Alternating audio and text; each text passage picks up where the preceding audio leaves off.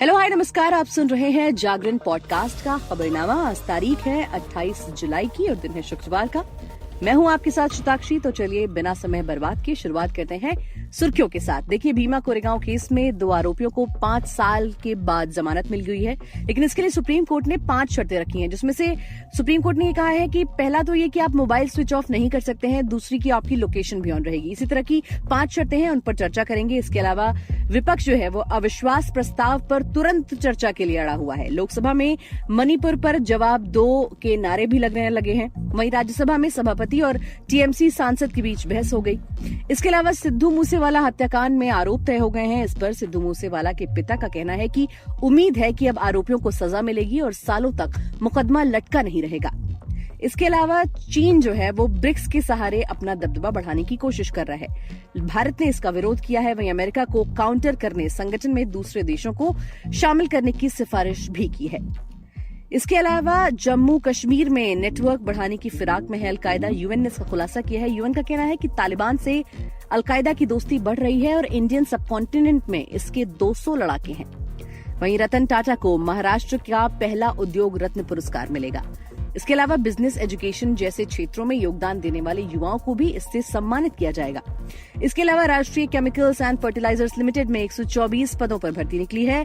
उम्मीदवार चाहें तो उसमें 8 अगस्त तक अप्लाई कर सकते हैं। वहीं मनोरंजन जगत से प्रभास के फेसबुक अकाउंट के बारे में बताएंगे, जो कि हैक हो गया है और हैक होने के बाद इस पर 2 वीडियो शेयर हुए हैं।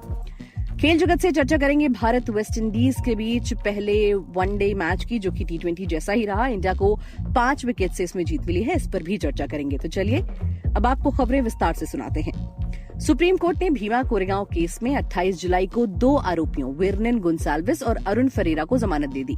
सुप्रीम कोर्ट ने कहा कि दोनों आरोपियों को कस्टडी में 5 साल हो चुके हैं। उन पर गंभीर आरोप है, लेकिन केवल इस आधार पर उन्हें जमानत देने से इनकार नहीं किया जा सकता। सुप्रीम कोर्ट के जस्टिस अनिरुद्ध बोस और जस्टिस सुधांशु धूलिया की बेंच ने मामले की सुनवाई की। एक खबर के मुताबिक गुनसाल्विस और फरीरा को 2018 में मुंबई की तलोजा जेल भेजा गया था। बॉम्बे हाईकोर्ट से जमानत नामंजूर होने के बाद उन्होंने सुप्रीम कोर्ट का रुख किया था। दोनों ने कहा था कि हाईकोर्ट में उनकी बेल एप्लीकेशन को खारिज कर दिया, जबकि सह आरोपी सुधा भारद्वाज को जमानत दे दी। वहीं लोकसभा और राज्यसभा में मणिपुर मुद्दे को लेकर गतिरोध जारी है। मॉनसून सत्र के 7वें दिन यानी कि शुक्रवार को भी दोनों सदनों में जमकर हंगामा हुआ। लोकसभा में सुबह 11 बजे कार्रवाई शुरू होते ही नारेबाजी शुरू हो गई। विपक्ष के नेता अधीर रंजन चौधरी ने अविश्वास प्रस्ताव पर तुरंत चर्चा की मांग की। राज्यसभा में कार्रवाई 45 मिनट तक चली, लेकिन सभापति जगदीप धनखड़ और टीएमसीए सांसद डेरेक ओब्रायन के बीच बहस के बाद इसे 31 जुलाई तक के लिए स्थगित कर दिया गया। उधर राज्यसभा से निलंबित सांसद संजय सिंह ने भी आज संसद परिसर में विरोध प्रदर्शन किया। वहीं सिद्धू मूसेवाला की हत्या को 1 साल से अधिक समय हो चुका है। हत्याकांड के करीब 425 दिन बीतने के बाद आरोपियों के खिलाफ आरोप तय किए गए हैं। 30 बार सुनवाई होने के बाद पंजाब पुलिस इस मामले में सभी आरोपियों को एक साथ कोर्ट में पेश कर सकी। वहीं सिद्धू मूसेवाला के पिता ने ट्वीट करके इस मामले को जल्द खत्म करने की आशा जाहिर की है। मूसेवाला के पिता बलकौर सिंह ने ट्वीट करते हुए कहा कि सिद्धू की मौत के 425वें दिन #justice for Sidhu Moosewala CJM Mansa द्वारा हत्याकांड में शामिल 25 आरोपियों के खिलाफ आरोप पत्र दाखिल किया गया। 9 अगस्त को मानसा सेशन कोर्ट में सुनवाई शुरू होगी। आशा के विरुद्ध आशा है कि आरोपियों को सजा मिलेगी और मुकदमा सालों तक नहीं चलेगा, क्योंकि आरोपियों को जेल की दीवारों से परे भी संबंध और प्रभाव है। न्याय की जीत होनी चाहिए। अब बात करते हैं चीन की। देखिए, ब्रिक्स संगठन के जरिए चीन दुनिया में अपना दबदबा बढ़ाना चाहता है। इसके लिए चीन तेजी से ब्रिक्स संगठन का विस्तार करने के बारे में सोच रहा है। वहीं इस संगठन के दूसरे सदस्य भारत और ब्राजील इसका विरोध कर रहे हैं। अगले महीने साउथ अफ्रीका में ब्रिक्स देशों का समिट होने वाला है। एक रिपोर्ट के मुताबिक इसकी तैयारियों को लेकर हो रही चर्चा में चीन ने दूसरे देशों को संगठन में शामिल होने की सिफारिशें की हैं। अधिकारियों के मुताबिक चीन दूसरी उभरती अर्थव्यवस्थाओं को ब्रिक्स में शामिल कर रहा है और वो अपने असर को बढ़ाना चाहता है। साथ ही अमेरिका को काउंटर करने के लिए ब्रिक्स के जरिए चीन दूसरे देशों तक पहुंच बढ़ा रहा है, जबकि भारत और ब्राजील इस प्रक्रिया को सोच समझकर आगे बढ़ाना चाहते हैं। वहीं अब बात होगी आतंकी संगठन अलकायदा की। देखिए, आतंकी संगठन अलकायदा जो है उसने जम्मू कश्मीर, बांग्लादेश और म्यांमार में अपनी पैठ जमानी शुरू कर दी है। जिसे वो आतंकी ऑपरेशंस को अंजाम दे सकता है। यूएन की एक रिपोर्ट में इसका खुलासा भी किया गया है। इसके लिए संगठन अफगानिस्तान में तालिबान से रिश्ते बेहतर करने पर फोकस कर रहा है। अलकायदा और इस्लामिक स्टेट के ऑपरेशंस पर नजर रखने वाली यूएनएससी की टीम ने ये रिपोर्ट जारी की है।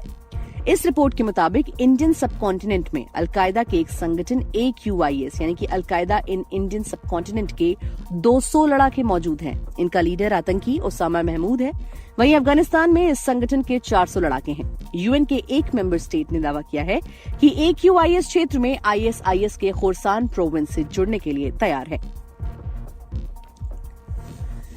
वहीं बात करेंगे रतन टाटा की। देखिए, महाराष्ट्र सरकार ने टाटा ग्रुप के मानद चेयरमैन रतन टाटा को पहला उद्योग रत्न पुरस्कार देने का फैसला किया है। इसकी जानकारी राज्य के उद्योग मंत्री उदय सामंत ने दी है। सामंत ने राज्य विधानसभा में एक सत्र के दौरान बताया कि युवा एंटरप्रेन्योर, महिला एंटरप्रेन्योर और मराठी एंटरप्रेन्योर के लिए ये पुरस्कार दिए जाएंगे। उन्होंने कहा, महाराष्ट्र भूषण पुरस्कार की तरह विशिष्ट व्यक्तियों को दिए जाने वाले इस सम्मान को रतन टाटा को देने का फैसला बुधवार को एक मीटिंग में किया गया था। मीटिंग में मुख्यमंत्री एकनाथ शिंदे, उप मुख्यमंत्री देवेंद्र फडणवीस, उप मुख्यमंत्री अजीत पवार और उद्योग मंत्री की एक समिति के लोग शामिल थे। वहीं अगर आप नौकरी ढूंढ रहे हैं तो ये आपके लिए एक अच्छी खबर है। देखिए, राष्ट्रीय केमिकल्स एंड फर्टिलाइजर्स लिमिटेड ने अपनी ऑफिशियल वेबसाइट पर 124 मैनेजमेंट ट्रेनी पदों के लिए ऑनलाइन आवेदन मांगे हैं। उम्मीदवार 8 अगस्त 2023 या फिर उससे पहले मैनेजमेंट ट्रेनी के पदों के लिए ऑनलाइन आवेदन कर सकते हैं। इन पदों के लिए आवेदन प्रक्रिया 26 जुलाई 2023 से शुरू हो गई है। उम्मीदवारों के पास फुल टाइम 4 साल का BE, BTech diploma in engineering, PhD, MBA, PG diploma, graduation और PG होना चाहिए। वहीं आवेदन करने के लिए उम्मीदवारों की उम्र जो है वो 27 साल से 40 साल के बीच होनी चाहिए। अब बात करेंगे मनोरंजन जगत की। देखिए, गुरुवार को प्रभास का ऑफिशियल फेसबुक अकाउंट हैक हो गया था। प्रभास ने इंस्टाग्राम और ट्विटर पर इस बात की जानकारी दी। अब उनके अकाउंट को रिस्टोर कर लिया गया है। उन्होंने इंस्टाग्राम और ट्विटर पर पोस्ट कर बताया है कि उनका फेसबुक अकाउंट हैक हुआ है और उनकी टीम इस पर काम कर रही है। प्रभास के फेसबुक अकाउंट पर करीब 2.4 करोड़ फॉलोअर्स हैं। प्रभास ने अपने अकाउंट हैक होने की जानकारी देते हुए इंस्टाग्राम पर लिखा, हेलो एवरीवन, मेरा फेसबुक अकाउंट पेज हैक कर लिया गया है। मेरी टीम इस पर काम कर रही है। प्रभास के फेसबुक अकाउंट से गुरुवार रात को 2 वीडियो शेयर किए गए थे। इनमें से एक वीडियो के कैप्शन में लिखा था अनलकी ह्यूमंस, वहीं दूसरे वीडियो के कैप्शन में लिखा था ball fails around the world. खेल जगत की बात करें तो भारत और वेस्टइंडीज वनडे सीरीज का पहला मैच T20 जैसा रहा। दोनों टीमों ने 45.5 ओवर खेले। बारबाडोस के कैनिंगटन ओवल मैदान पर भारत ने टॉस जीतकर फील्डिंग करने का फैसला लिया था। पहले बैटिंग करने उतरी वेस्टइंडीज टीम 23 ओवर में 114 रन पर ऑल आउट हो गई। 115 रन का टारगेट टीम इंडिया ने 22.5 ओवर में 5 विकेट पर हासिल कर लिया। ये टीम इंडिया की विंडीज पर लगातार 9वीं जीत है। विंडीज को भारत पर आखिरी जीत 2019 में चेन्नई के मैदान पर मिली थी। तब कैरेबियंस ने टीम इंडिया को 8 विकेट से हराया था। इस जीत से इंडिया ने 3 मैचों की सीरीज में 1-0 की बढ़त हासिल कर ली है। सीरीज का दूसरा मुकाबला 29 जुलाई को ब्रिज टाउन में खेला जाएगा। इसी के साथ आज के लिए फिलहाल इतना ही। देश और दुनिया की बाकी खबरों को जानने के लिए सुनते रहिए जागरण खबरनामा।